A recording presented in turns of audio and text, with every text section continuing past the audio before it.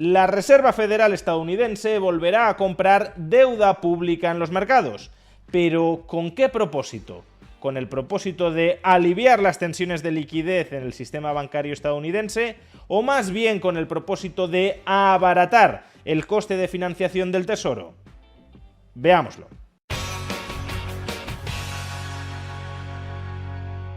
En el vídeo anterior explicamos que en estos momentos el sistema bancario estadounidense está atravesando por ciertos apretones, por ciertas tensiones de liquidez. La causa fundamental detrás de estas tensiones de liquidez es que durante los últimos años, conforme la Reserva Federal estadounidense ha venido reduciendo el tamaño de su balance, también, por ese mismo proceso, ha ido drenando reservas, ha ido drenando liquidez del sistema bancario estadounidense, llegando a un punto como el actual en el que la demanda de reservas de liquidez por parte de la banca supera la oferta disponible de esas reservas, de esa liquidez. No es que estemos ante una situación crítica a las puertas de un enorme cataclismo financiero, pero desde luego todo apunta a que la Reserva Federal tratará de poner fin a esas tensiones de liquidez tal como puede hacerlo la Reserva Federal, es decir, poniendo fin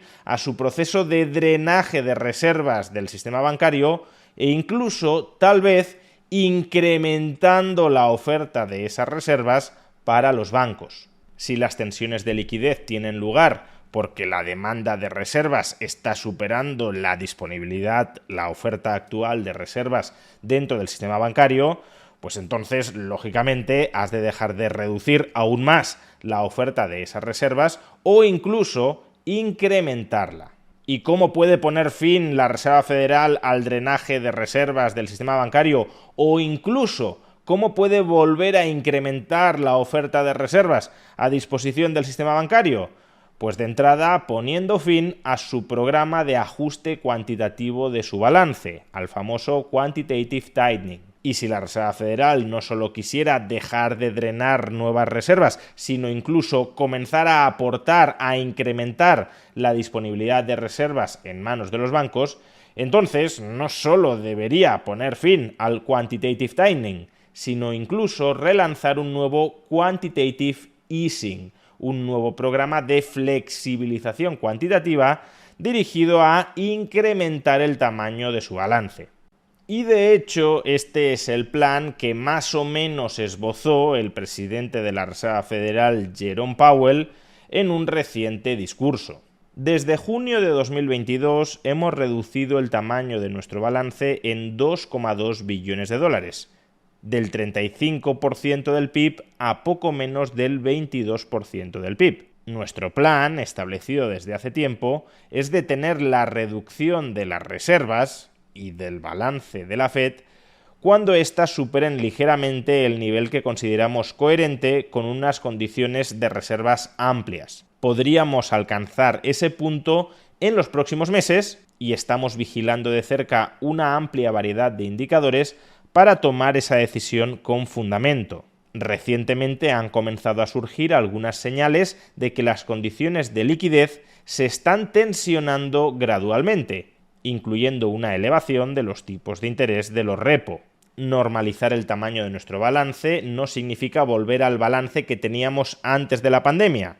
A largo plazo, el tamaño de nuestro balance está determinado por la demanda pública de nuestros pasivos, más que por nuestras compras de activos relacionadas con la pandemia. Así pues, dos mensajes fundamentales de Jerome Powell. Por un lado, el Quantitative Tightening está a punto de llegar a su fin porque ya están detectando tensiones de liquidez que aconsejan dejar de reducir el tamaño de su balance. Y en segundo lugar, no hay que esperar que el tamaño del balance de la Reserva Federal regrese a ninguna normalidad pre-pandemia. El tamaño del balance de la Reserva Federal será el adecuado para que no haya tensiones de liquidez dentro del actual sistema bancario de reservas amplias.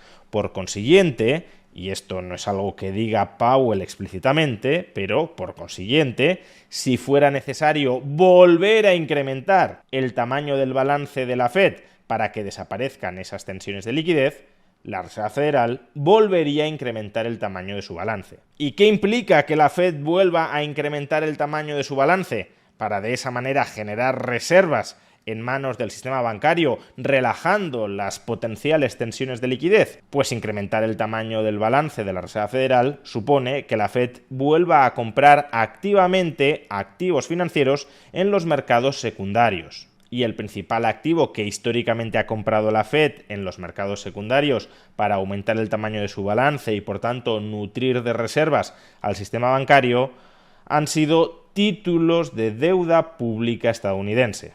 Y es en este punto donde uno podría comenzar a arrugar el bigote, porque una cosa es que la Fed incremente el tamaño de su balance para aliviar tensiones de liquidez en el sistema bancario, y otra muy distinta es que utilice esas compras de activos para suministrar financiación barata a aquellos deudores que emiten esos activos, es decir, y en este caso, al Tesoro estadounidense. Esto último, que la Reserva Federal compre deuda pública no para normalizar la liquidez del sistema bancario, sino para aliviar el coste de financiación del Tesoro estadounidense, es lo que el economista estadounidense George Elgin ha denominado Fiscal Quantitative Easing, es decir, flexibilización cuantitativa fiscal, con propósitos fiscales. En una flexibilización cuantitativa fiscal, por consiguiente, la Fed estaría tomando decisiones de política monetaria subordinadas a las necesidades financieras del Tesoro estadounidense, lo que otros economistas denominan dominancia fiscal sobre la política monetaria.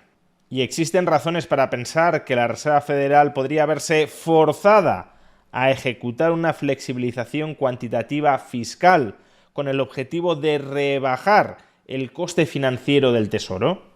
Pues antes de analizar esta cuestión, si como ahorradores conservadores estáis preocupados por esta posible caída de los tipos de interés y por tanto por la posible caída de la rentabilidad de vuestra cartera de inversión más conservadora, puede que os interese saber que la entidad que apadrina este vídeo, Trade Republic, acaba de sacar al mercado ETFs de renta fija.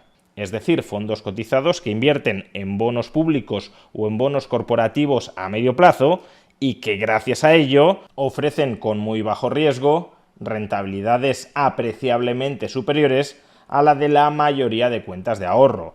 Por ejemplo, en el caso del ETF que invierte en bonos denominados en euros, la rentabilidad esperada hasta 2031 es de hasta el 3% anual. Y en el caso del ETF que invierte en bonos denominados en dólares, la rentabilidad esperada hasta 2031 es de hasta el 4% anual. Si bien en este último caso, quienes inviertan desde Europa, obviamente, han de tener en cuenta el riesgo divisa. Además, Trade Republic, a todos aquellos ahorradores que inviertan en estos ETFs de renta fija entre el 15 de octubre y el 13 de noviembre, incrementará hasta final de año la rentabilidad ofrecida por estos fondos en un punto porcentual. Si quieres obtener más información sobre Trade Republic y sobre sus nuevos ETFs en renta fija que rentan hasta un 3% en euros y hasta un 4% en dólares, puedes obtenerla pinchando en el enlace que aparece en la caja de descripción de este vídeo o en el comentario destacado.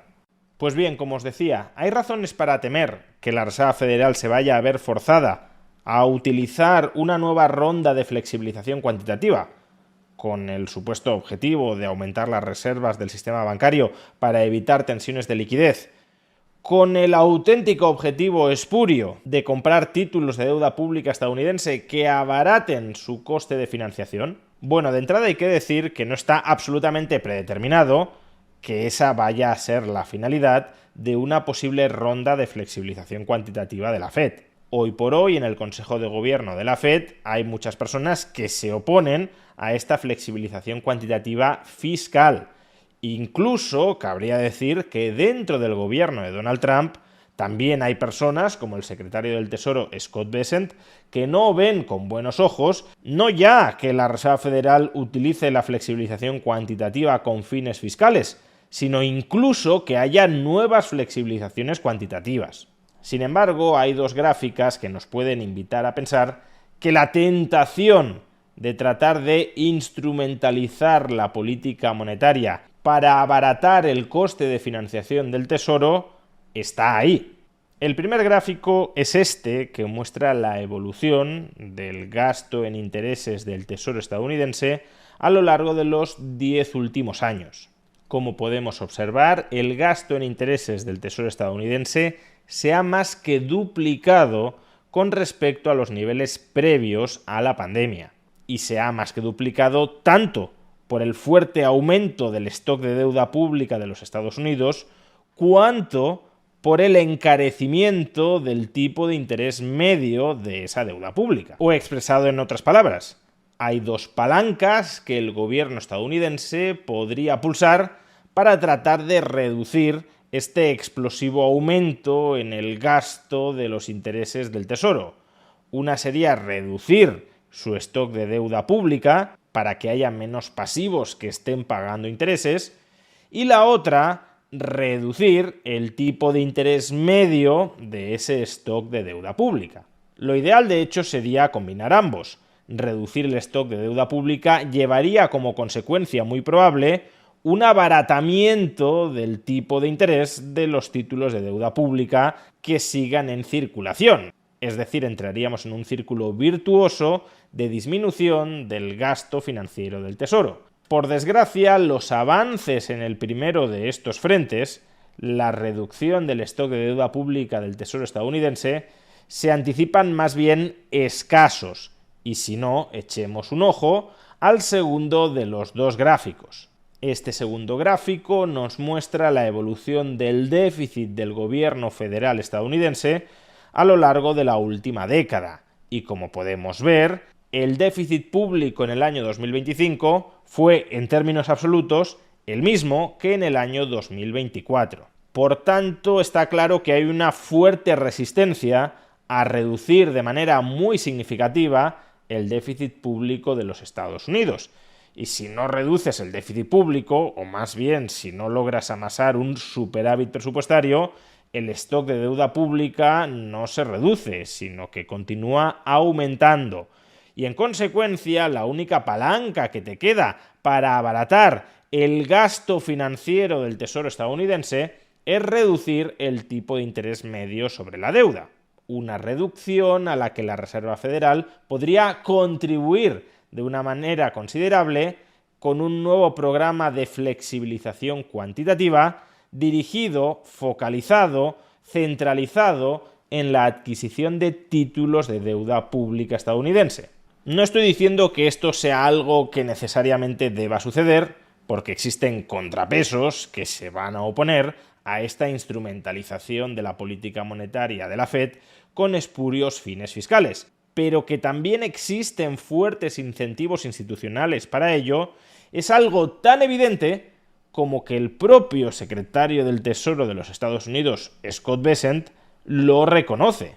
Atención si no a este reciente artículo de Scott Bessent en el que critica precisamente las políticas de flexibilización cuantitativa fiscales o cuasi fiscales de la Fed.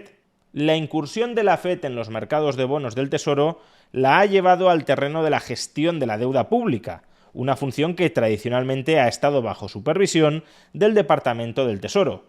Este entrelazamiento entre la Fed y el Tesoro resulta preocupante, pues genera la percepción de que la política monetaria se está utilizando para acomodar las necesidades fiscales en lugar de emplearse exclusivamente en mantener la estabilidad de precios y promover el máximo empleo posible. La ampliación del conjunto de herramientas de la Fed también ha tenido consecuencias más amplias sobre el comportamiento de nuestros políticos. La Fed ha fomentado una cultura entre el viejo establishment de Washington que incentiva la dependencia del Banco Central para rescatar políticas fiscales fallidas. En lugar de asumir las responsabilidades de sus decisiones fiscales, las administraciones públicas y los congresistas han pasado a esperar que la Fed intervenga cuando sus políticas han conducido a disfunciones económicas. La dinámica de solo nos tenemos que preocupar de los bancos centrales ha creado incentivos perversos para la irresponsabilidad fiscal, ya que los costes de una mala gestión fiscal eran cada vez más pospuestos en el tiempo o disimulados mediante las intervenciones monetarias de la Fed. En el fondo de estas preocupaciones se halla la erosión de la independencia del Banco Central, piedra angular del crecimiento y de la estabilidad económica sostenible. A medida que la Fed ha expandido su ámbito de actuaciones, ha ido debilitando los límites tradicionales que la protegían de la influencia política. los críticos que sostienen que la Fed ha sobrepasado su papel al implicarse en actividades fiscales o cuasi fiscales, tienen razón. Por tanto, es bastante obvio que una nueva ronda de flexibilización cuantitativa por parte de la Reserva Federal será vista por muchos políticos estadounidenses, incluyendo tal vez al propio Donald Trump, como una oportunidad para rebajar el coste financiero de su deuda pública. Y esto supondría por entero sobrepasar los límites de la política monetaria para entrar de lleno en la política fiscal, o más bien una subordinación de las decisiones de la Reserva Federal a las necesidades financieras del Tesoro. Y eso probablemente traería a corto plazo tipos de interés más bajos, pero también conllevaría a largo plazo un mayor desprestigio de la Reserva Federal y por tanto mayor inflación.